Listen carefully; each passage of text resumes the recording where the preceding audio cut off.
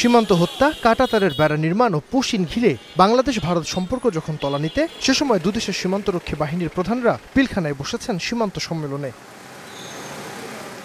সম্মেলনে বিজিবির পক্ষ থেকে সীমান্ত হত্যা, বাংলাদেশ সহ ভারতীয় ও বাস্তুচ্যুত মিয়ানমারের নাগরিকদের ঠেলে পাঠানোর বিষয়ে উদ্বেগ জানানো হয়। উঠে আসে চোরাচালান, মানব পাচার, 0 থেকে 150 গজের মধ্যে অনুমোদন ছাড়া অবকাঠামো নির্মাণে নিষেধাজ্ঞা, আকাশসীমা লঙ্ঘন না করা ছাড়াও আন্তঃসীমান্ত বিভিন্ন বিষয়।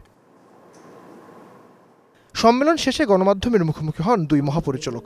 পুশিন নিয়ে সাংবাদিকদের প্রশ্নের জবাবে বিএসএফের ডিজির দাবি, আইন মেনে অবৈধভাবে ভারতে বাস করা বাংলাদেশিদের ফেরত পাঠানো হয়েছে, এর পেছনে অন্য কোনো কারণ নেই।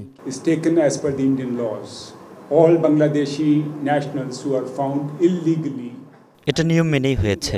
যারা বাংলাদেশের নাগরিক অবৈধভাবে ভারতে বসবাস করছে তাদেরকেই বিজিবির কাছে সম্মানজনকভাবে ফেরত পাঠানো হয়েছে।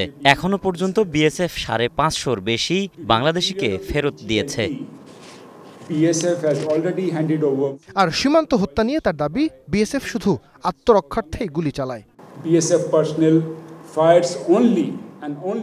বিএসএফ সদস্যরা শুধু শেষ সুযোগ হিসেবে আত্মরক্ষার্থেই গুলি চালায়।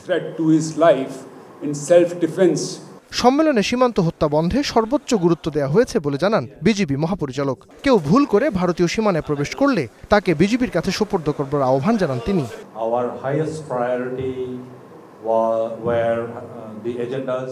আমাদের সর্বোচ্চ গুরুত্ব হল সীমান্ত হত্যা, পুশ ইন, চোরাচালান, মানব পাচার বন্ধ।